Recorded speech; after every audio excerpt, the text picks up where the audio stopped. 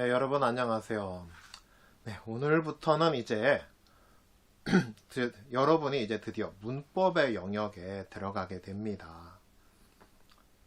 자, 오늘부터는요, 이제 의문의 변동과 그 다음에 여러 가지 한글 맞춤법들 이런 것들에 관해서 이제 배워보거든요.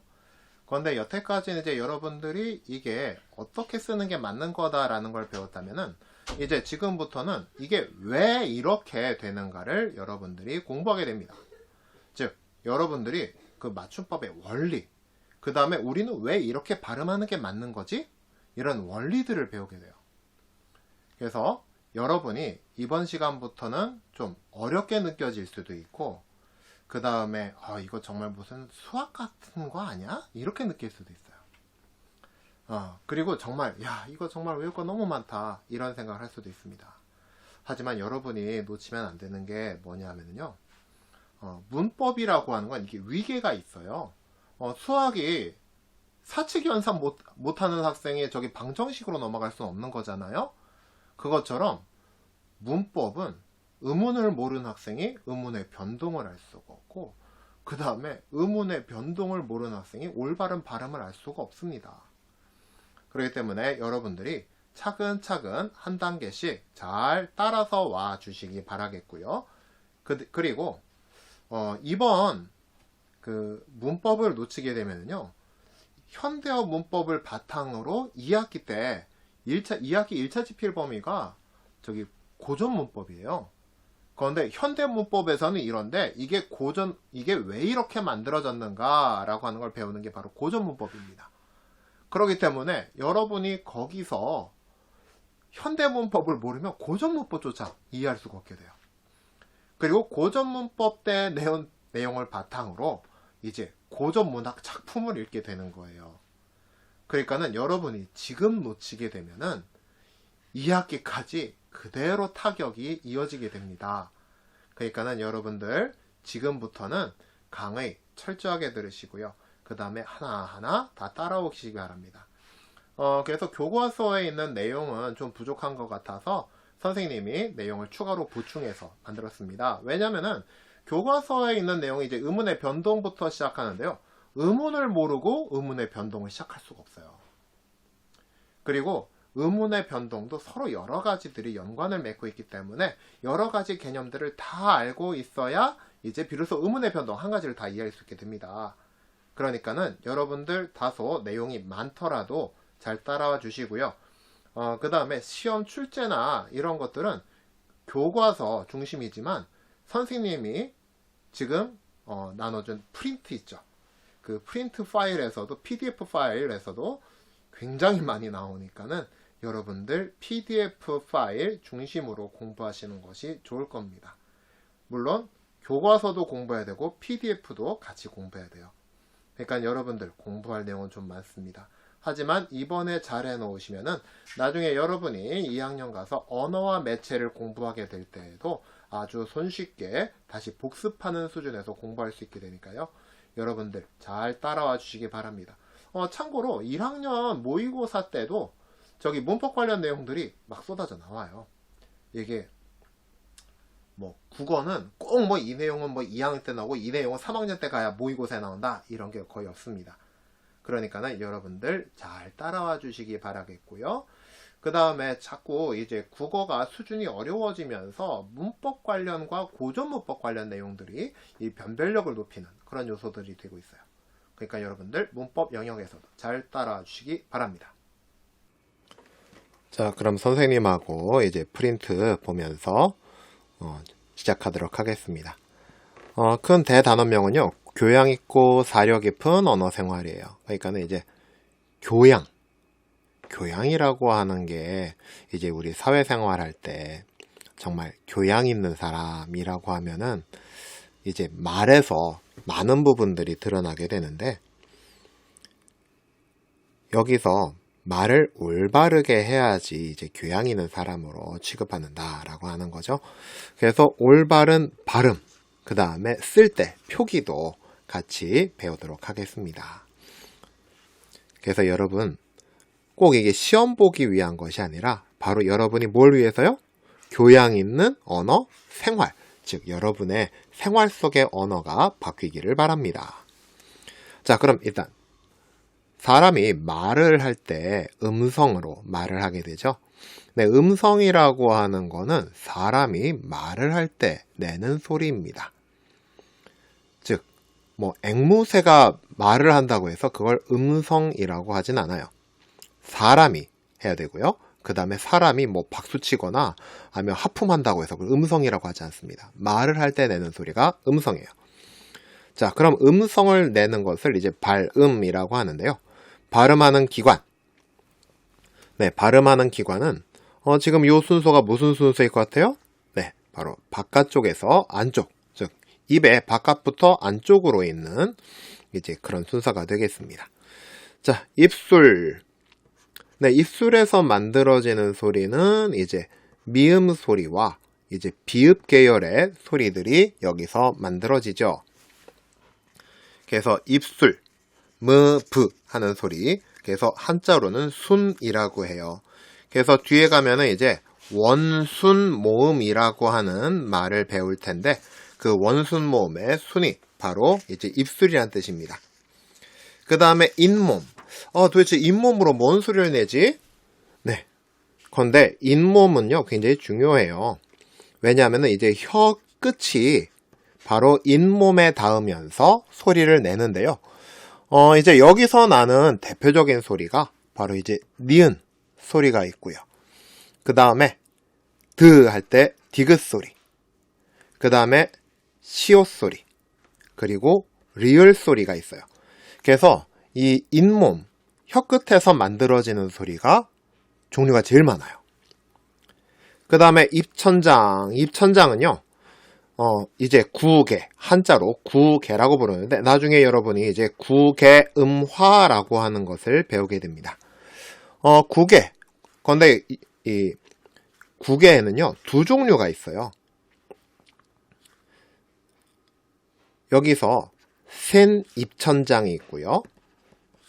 왜냐하면은 그 앞부분에, 그러니까 입천장의 앞쪽은 딱딱해요. 이제 이쪽은 뼈가 있대요. 그래서 센 입천장이 있고 한자로는 딱딱한 입천장이다 해서 경구개라고 부릅니다. 그 다음에 뒤쪽은 연골로 되어 있대요. 그래서 뒤쪽은 여린 입천장이라고 부릅니다. 네, 여린 입천장은 연구개라고 불러요. 그런데 이제 구개음화 할 때 이제 구개음은 바로 여기 경구개에서 센 입천장에서 일어난 부분입니다. 그런데 이제 요거 쓸 때 주의하세요. 요거 이제 가끔씩 시험 보거나 뭐 그럴 때 보면은 이걸 갖다가 센 입천장이라고 이렇게 쓰는 학생들이 있어요. 그런데 요거는 바로 그어버립니다. 틀린 거예요. 센 입천장입니다. 그래서 여러분이 습관적으로 말할 때 센 입천장이라고 이렇게 해도 쓸 때는 센 입천장 이렇게 쓰시면 되겠습니다. 그 다음에 혀 같은 경우에는요. 이제 혀는 뭐 잇몸, 입천장과 함께 다른 소리를 만들어내는 굉장히 중요한 발음 기관이죠. 그 다음에 목청. 여기서 목청은 물론 모든 소리들이 다 모든 소리를 내기 위해서 공기가 다 목을 지나오는 건 맞아요. 그런데 실제로 목에서 나오는 목청 소리는 흐 하는 히읗 소리 하나밖에 없습니다. 자, 그러면은 이제 여기까지 해서 발음 기관을 살펴봤어요. 자, 그럼 이제 음운에 대해서 살펴보도록 하겠습니다. 자, 일단 음운의 개념부터 살펴볼게요. 왜냐면 우리가 배울 내용이 음운의 변동이잖아요. 그러면은 음운의 변동을 배우기 전에 일단 음운이 뭐냐, 그리고 음운에 어떤 것이 있느냐, 이거부터 먼저 봐야겠죠. 자, 음운의 개념은요, 사람들 머릿속에 같은 소리를 인식하는 추상적인 말소리다. 자, 이게 뭔 소리냐 하면은요, 사람들이 말하는 소리는 제각각 다릅니다. 실제로 보면 사람들의 목소리가 다 다르잖아요. 그런데 사람들이 이걸 전부 다 하나의 소리로 인식한다는 거예요. 생각해보세요. 어떤 사람은 서울이라고 정확하게 얘기도 하지만 약간 이제 뭐 지방에서 오신 분이야 그러면 서울 이렇게 얘기할 수도 있죠. 그런데 사람들이 그걸 쓸 때는 전부 다 뭐로 인식을 해요? 머릿속에서는 서울이라고 하는 요걸로 인식을 한다는 거예요. 그래서 사람들의 머릿속에 같은 소리로 인식하는 추상적인 말소리란 바로 이런 겁니다. 누가 서울이라고 하거나 서울이라고 하거나 똑같이 머릿속에 인식할 때는 이걸로 인식한다는 거예요. 자, 그 다음에 말의 의미 차이를 가져오는 기능을 하는 최소의 단위. 여기서 중요한 거는 바로 요게 바뀌면은 의미가 달라지는 거예요. 자, 여기서 만약에 말이라고 합시다. 여기서 말을 갖다가 요 앞에 있는 것만 바꿔봐요. 그래서 하나만 바꿨어요.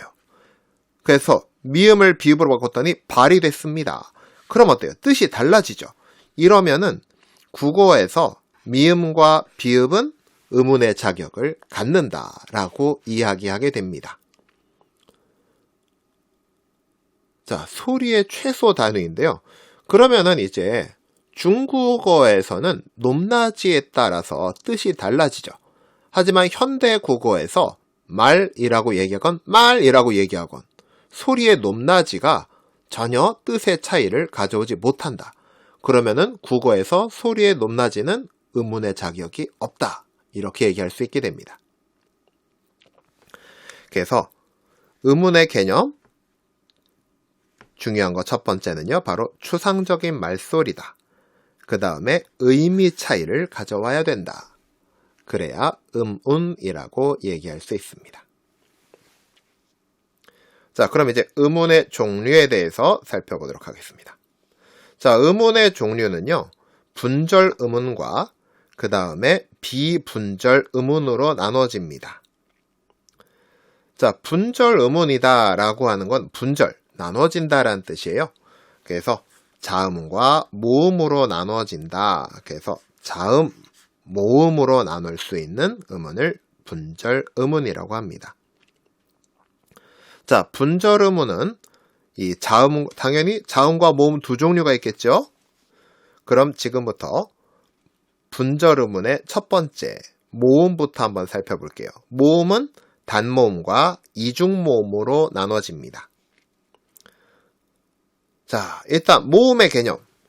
목청 울림을 띤 날숨이 아무런 장애를 받지 않고 나는 소리다. 그래서 여기 선생님이 장애를 받지 않고 여기에다가 밑줄 그어놨죠?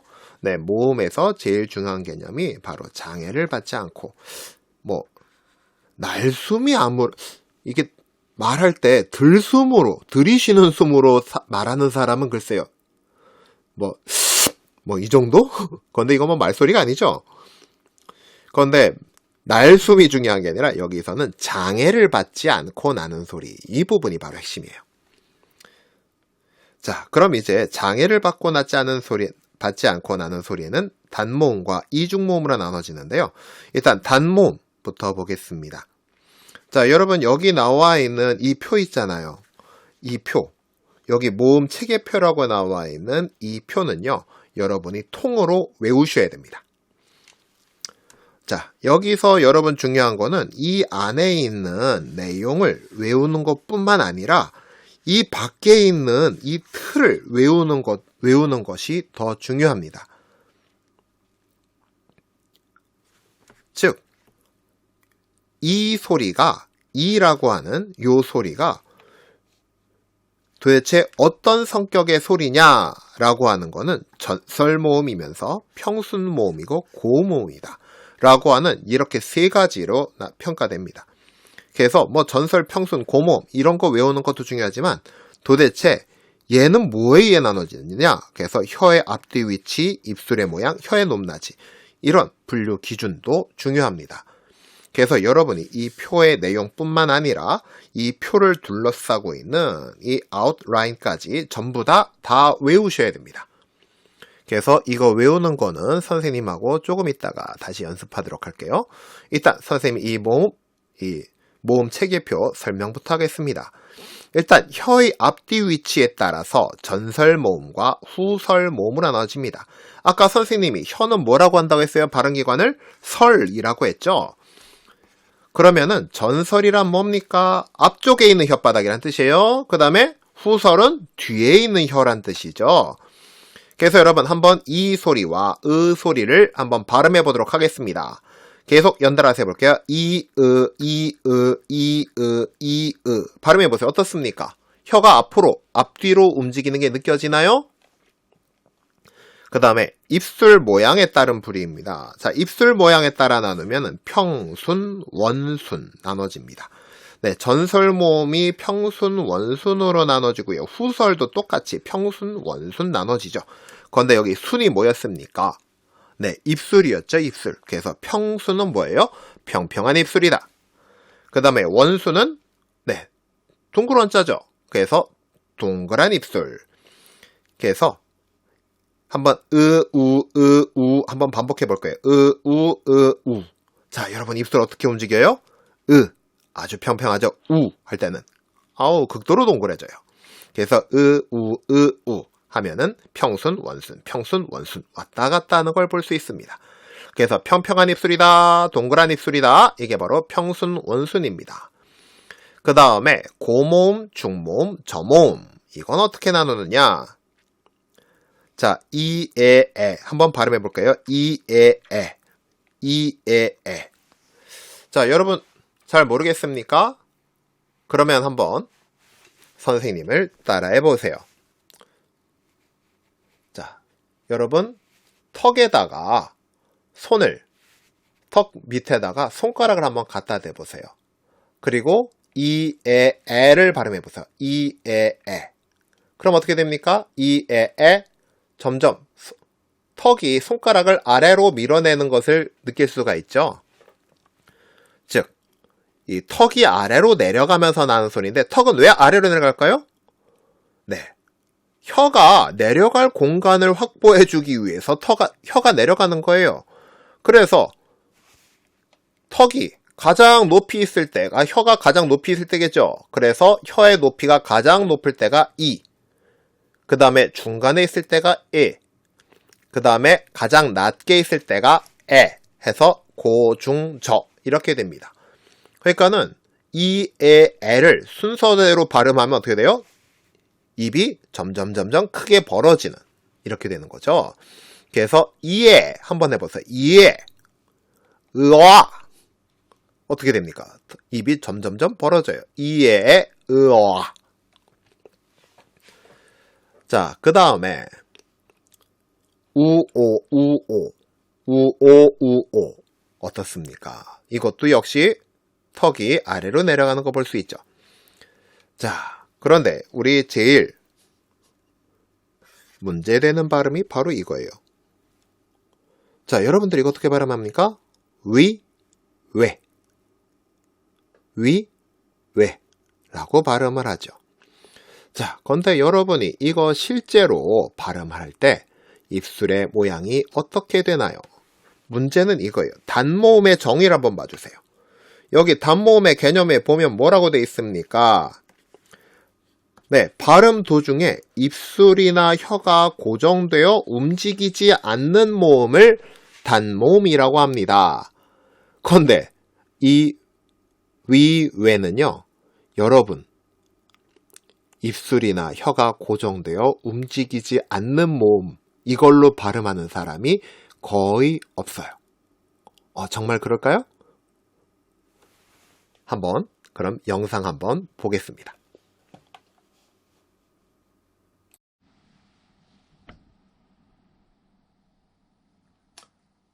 자, 그러면 선생님 한번 발음을 해볼 테니까 선생님 입모양을 한번 잘 보세요.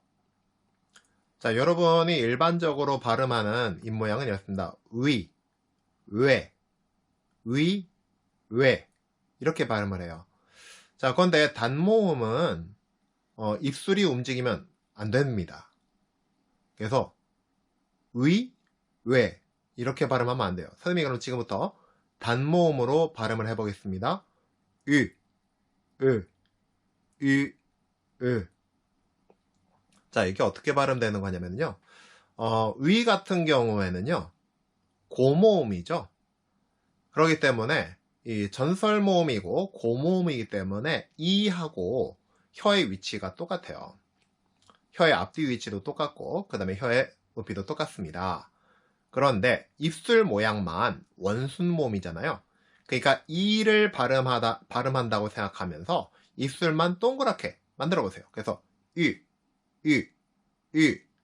그래서 입술과 혀를 전혀 움직이지 않은 상태에서 연속으로 발음이 가능하면 제대로 발음하는 겁니다. 그래서 이 발음하면 이게 바로 단모음 이예요. 그 다음에 여러분이 왜라고 발음하는 단모음 을 같은 경우에 어떻게 하느냐? 자, 에하고 혀의 높낮이가 똑같죠? 그리고 전설이죠? 그러니까 어떻게 해요? 에를 발음한 상태에서 입술만 동그랗게 만든다. 그러면 자, 마찬가지 이 발음처럼 연속으로 입술과 혀를 안 움직이고 발음 가능해야 됩니다. 그래서 이렇게 발음이 가능하면 여러분이 이제 단모음으로 발음을 제대로 한 겁니다. 그래서 다시 한번 볼게요. 여러분이 이중모음으로 발음할 때는 입술이 어떻게 된다고요? 위, 왜 이렇게 됩니다. 그런데 단모음으로 발음하면요,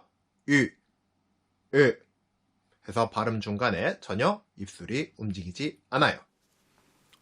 자, 그럼 여러분들 잘 보셨습니까?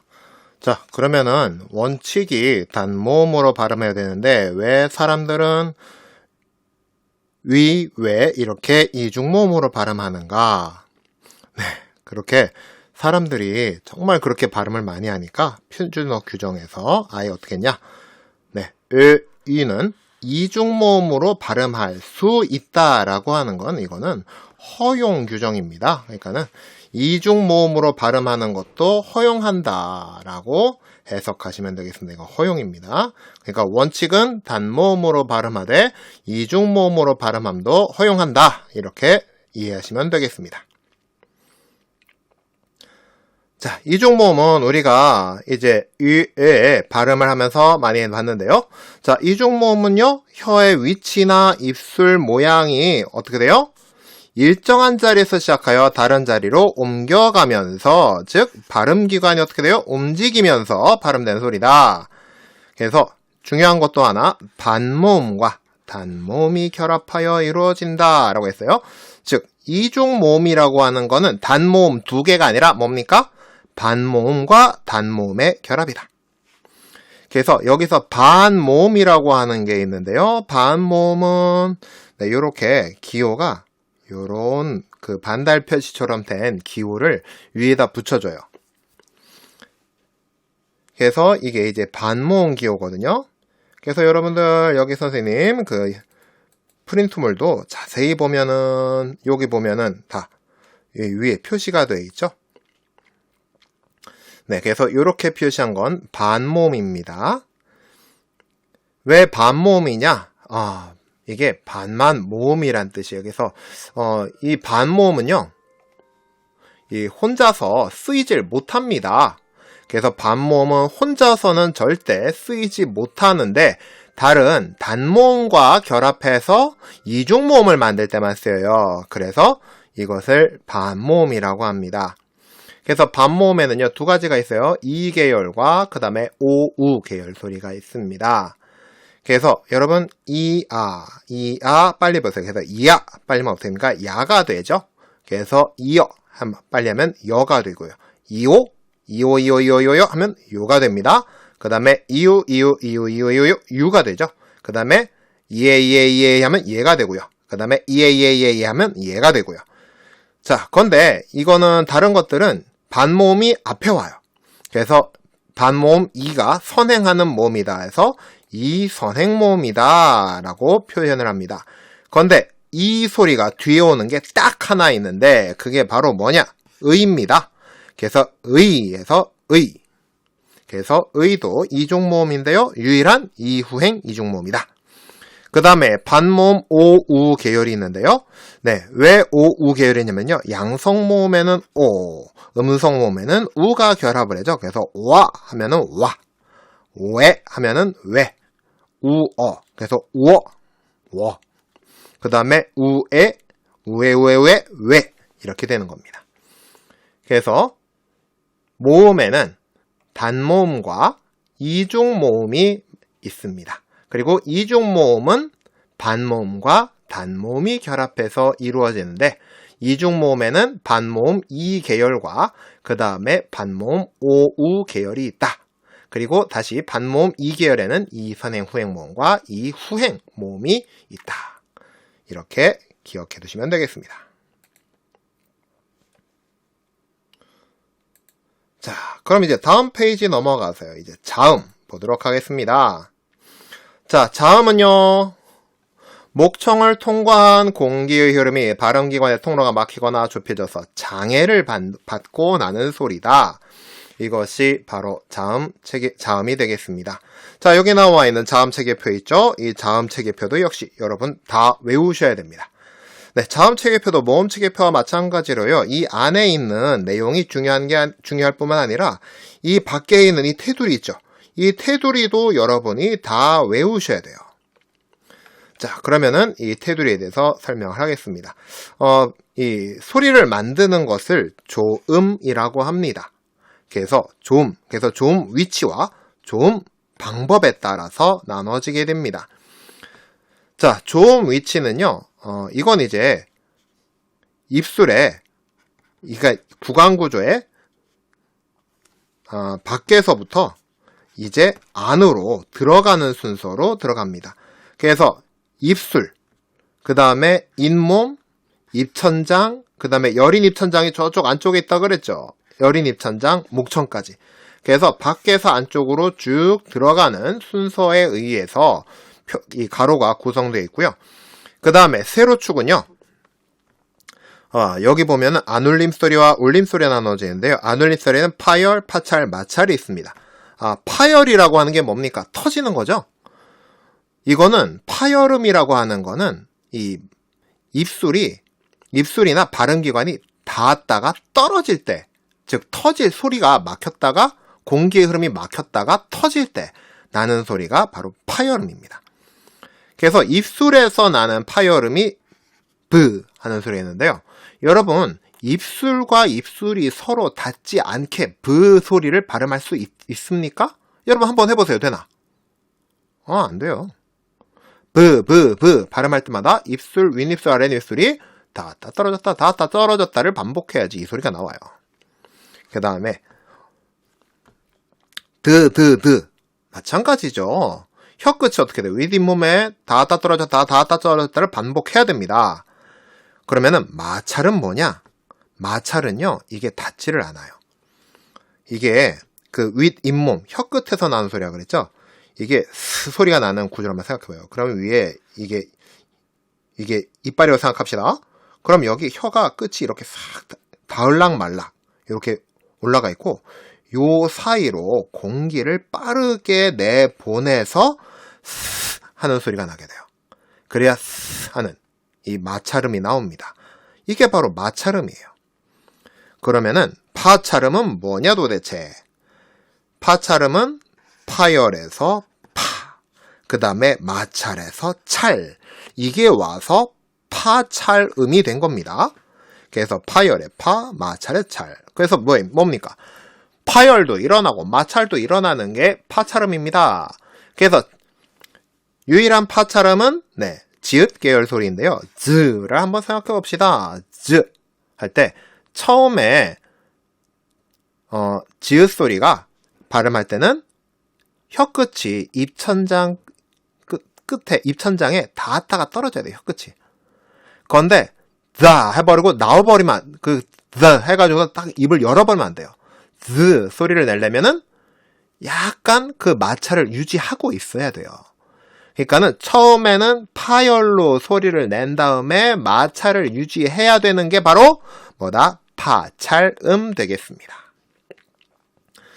자, 그래서 파열, 파찰, 마찰 설명했고요. 그 다음에 예사 소리. 브드그, 스, 즈. 요 소리들이 전부 다 이제 예사 소리죠. 그 다음에 된 소리라고 하는 거는 우리가 쌍자음이라고 알고 있죠. 그래서 쌍비읍, 쌍디귿, 쌍기역, 쌍시옷. 이런 것들이 이제 예사 소리가 되겠습니다.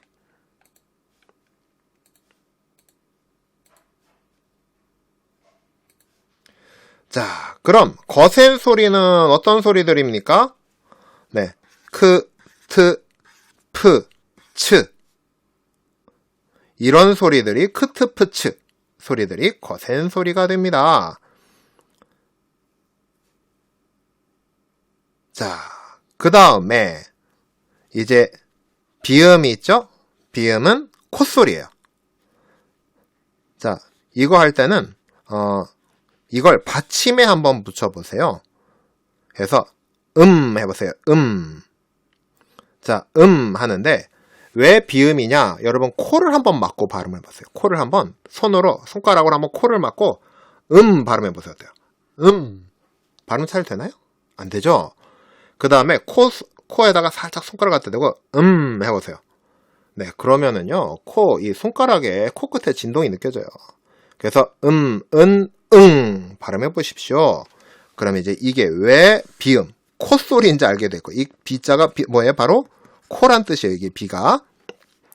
그 다음에 유음은 흘러간다 라는 뜻이 흐를 유자 써가지고, 리을은 르르 해가지고 르르 소리 나죠. 르르. 그래서 물이 흘러가듯 흘러가는 소리다 라고 해서 유음이다 라고 합니다. 자, 그럼 이거 외우는 거는요, 선생님이 다른 영상에서 따로 다루도록 하겠습니다. 자, 그러면은 이렇게까지 이제 음운에 대해서 이건 분절 음운인데요. 이번에는 분절 음운 말고 비분절 음운이 있습니다. 자, 여러분 중국어는 높낮이에 의해서 뜻이 달라진다 그랬죠. 그러면 중국어에서는 높낮이가 음운의 자격을 가져요. 그런데 자음과 모음은 아니잖아요. 이런 것들을 바로 비분절 음운이라고 합니다. 그래서 뜻을 구별하는 기능은 있어요. 그런데 자음이나 모음처럼 음으로 나눌 수는 없어요. 이런 것들을 비분절 음운이라고 합니다. 그래서 뭐 예를 들면은 뭐 소리의 길이, 높낮이, 세기 뭐 이런 것들이 있습니다. 자, 그런데 그러니까 예를 들려면은 이제 높낮이 같은 경우에는 우리말에서도 그게 작용하긴 해요. 그래서 먹을래? 하면 뭡니까? 의문문으로 여기죠. 근데 먹을래? 그럼 어떻게 여겨요? 아, 이거 평서문이구나. 이렇게 여기죠. 그래서 먹을래? 이렇게 높낮이 가지고 하는데, 자, 우리는 여기서는 길이만 취급을 합니다. 왜냐하면은요, 국어에서는 단어의 수준에서는 이게 높낮이나 세기 등이 전혀 의미 구별의 기능을 하지 못해요. 그러니까 먹을래? 한 건 이미 문장 수준에서 나타난 거거든요. 그래서 문장 이상의 수준에서만 이게 나타나기 때문에 높낮이, 세기 등으로는 우리가 음운이라고 엄밀히는 안 합니다. 그래서 우리가 국어의 비분절 음운으로서 다루는 거는 단어 수준에서 나타나는 게 유일하게 뭐냐? 길이가 나타나요. 길이. 즉 긴 소리, 짧은 소리. 그래서 국어에서는 같은 모음을 특별히 길게 소리냄으로써 단어의 뜻을 구별해주는 경우가 있다. 자, 그래서 여기 장음부호라고 되어 있죠. 요거 장음부호 어떻게 생겼나 한번 확대해 볼게요.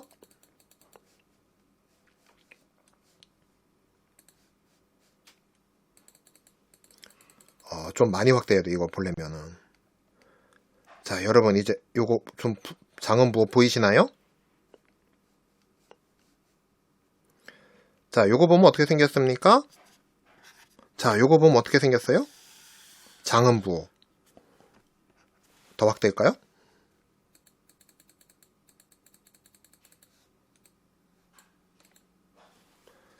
네, 요거 보면은요, 장음부호 보시면은, 요게 삼각형으로 된, 까만 삼각형 두 개가 서로 마주보고 있는, 그런 모양을 하고 있어요. 요게 바로 장음부호입니다. 장음부호. 그래서 요거를 장음부호라고 합니다. 그러니까 요게 붙어 있는 거는 뭐냐? 이제 긴 소리다. 이렇게 하면 되겠어요.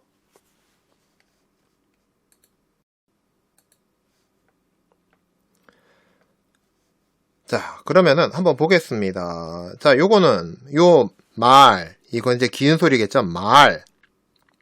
자, 요건 뭡니까? 사람이, 말씀 원자죠? 요거 이제 사람이 하는 말이라는 뜻이에요. 그 다음에 요거 말, 짧은 소리 말은 뭡니까? 이거 말 맞자. 그래서 따가닥따가닥 타는 말이죠. 그 다음에 긴 눈, 네, 눈 하는 거예요. 이거 뭡니까? 눈설자죠? snow. 그 다음에 이거는, 네, 눈 안자입니다. 그래서 eye, 사람의 눈이에요. 그 다음에 밤, 긴 소리 밤인데요. 이건 뭡니까? 밤율자. 그래서 먹는 밤 있죠? 군밤 할 때 밤. 그 밤이에요. 그 다음에 이거는 밤 뭡니까? 나이트. 네. 밤. 그야말로 깜깜한 밤이에요. 그 다음에 굴, 긴 굴은 동굴. 그 다음에 여기 석화라고 했는데 선생님이 먹는 굴이라고 따로 써놨어요. 즉 저 바다에서 캐서 뭐 어리굴젓단 굴 하는 거 있죠. 그 다음에 벌, 긴 소리입니다. 왱왱 날아다니는 벌이죠. 그 다음에 이제 벌판 할 때 평평한 땅을 얘기할 때는 짧은 소리 벌이에요. 그 다음에 이 산수, 이거는 뭡니까? 그 수학하는 거예요. 수학 계산하는 거. 계산할 때는 산수이고요. 그 다음에 산수, 이 산과 무리한 뜻으로 경치라는 말을 뜻을 가지게 되죠. 그때는 짧은 뜻이 됩니다. 아니 선생님, 그럼 이거 나오면 어떡해요? 이거 긴 소리, 짧은 소리 이거 다 외워야 되나요? 네, 여기 프린트하고 교과서에 있는 것만 외우세요. 네, 사실 선생님도요, 이게 긴 소리인지 짧은 소리인지는요, 사전 안 보면 몰라요. 그리고 어떤 학생들이 이렇게 물어요. 선생님, 이건 도대체 왜 이렇게 긴 소리가 됐을까요? 네, 이 긴 소리, 얘가 왜 긴 소리로 거슬러 가느냐, 긴 소리로 됐느냐, 라고 하는 것을 거슬러 올라가면은 조선시대 때 얘네들이 상성이었다라는 것을 알 수 있어요. 그래서 조선시대 상성이라고 하는 게 있었는데 그것이 오늘날 긴 소리로 되었다.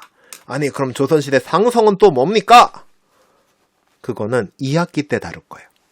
자, 2학기 때 고전문법에서 다룰 거니까 여러분들 거기 가면은요, 오늘날의 문법이 왜 이렇게 생겼는지 여러분이 알 수 있어요. 그러니까는 2학기 문법도 한번 기대해 보세요. 자, 일단 뭐가 이렇게 됐다? 조선시대에 상성이던 것들이 이렇게 됐다. 아니 선생님, 그럼 조선시대는 상성이 어떤 것들이 이루어진 법칙이 있나요? 몰라요. 여러분, 산은 왜 사람이 산이라고 불렀을까요? 그거 갖다가 뭐 석이라고 부르면 안 됐을까요? 네, 이런 게 바로 언어의 자의성이죠? 그렇기 때문에 어떤 단어들이 어떤 기준에 의해서 상성이 됐는지 그거는 선생님도 알 수가 없어요. 다만 알 수 있는 건 조선시대 상성이었던 것들이 오늘날 긴 소리로 남았다. 그럼 도대체 상성은 어떤 것이었나? 그거는 2학기 때. 자, 그 다음에 자, 본래 길게 발음되던 것도 이거는 이제 뭐예요? 위에 있는 단어들 보면은 뭐 말, 눈, 밤 이런 것들도 어떻게 됩니까? 둘째 음절 이하면 짧은 소리로 발음되는 경향이 있다. 그래서 한국 플러스 말. 여기서 말은요, 여기에 해당하는 요 말이기 때문에 분명히 긴 소리, 장음보 붙어 있죠? 그런데 합쳐서 한국말이라고 됐으니까 몇 번째 음절로 갔어요? 세 번째 음절로 가버렸어요. 그럼 어떻게 됩니까? 짧은 소리로 된다는 거예요. 그래서 한국말이 아니고 한국말 이렇게 된다는 겁니다. 그 다음에 단음절인 용언 어간의 모음으로 시작된 어미가 결합되면 짧게 발음한다. 그래서 이게 신다. 네, 용언이라고 하는 것은 동사, 형용사를 얘기합니다. 동사, 형용사를 용언이라고 해요. 건데 어간의 모음으로 시작된 어미가 결합되면, 그래서 여기 모음으로 시작됐죠? 선생님 여기 이응 이응은 잠이잖아요. 아니지요. 여러분 신호에서 어의 의문은 뭐밖에 없다? 네, 여기서 의문은 이거 하나밖에 없습니다. 그럼 이 이응은 뭡니까? 소리가 없는 거죠. 여기서는. 그래서 이응이 소리를 가질 때는 현대국어에서는 어디에서만 가져요? 네, 받침에서 이렇게 하고 가질 때만, 이때만 소리가 있는 거지, 초성, 즉 첫 번째 자리에 의문으로 오게 되면 그때는 소리가 없는 겁니다. 그래서 이거는 잠으로 시작된 게 아니라 뭐예요?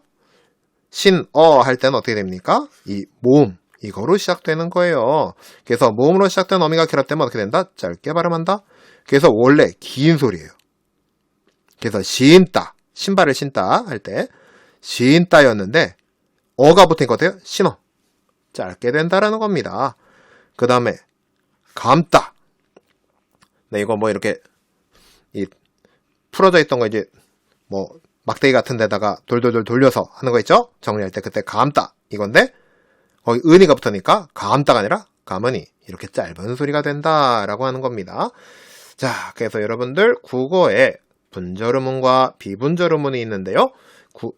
특히 오늘 배운 것 중에서 자음 체계표, 모음 체계표는 싹 다 외우셔야겠습니다.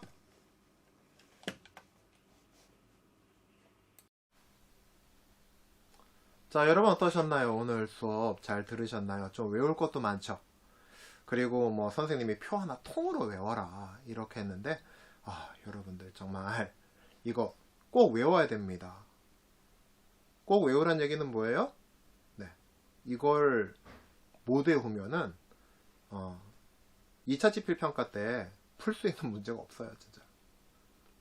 그리고 여기 있는 개념을, 그러니까 이 표를 외우고 표에 있는 용어들을 다 이해할 수 있고, 심지어 어느 정도까지 해야 되냐 하면은 하얀 종이 위에다가 이 표를 혼자서 다시 그릴 수 있을 수준까지 외우셔야 됩니다.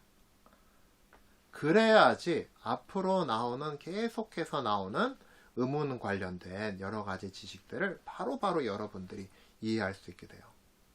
그래서 오늘 한 내용은 바로 의문의 변동을 배우기 전에 가장 기초 중의 기초다 라고 생각하시고요. 여러분들 철저하게 예습 복습하시기 바랍니다. 그래서 오늘 여러분들이 하실 거는 바로 뭐냐? 의문의 변동을 외워서, 의문의 변동이 아니라 자음 체계표, 모음 체계표를 외워서 그걸 다시 그릴 수 있는 수준까지 외우시는 겁니다. 자, 그러면은 여러분들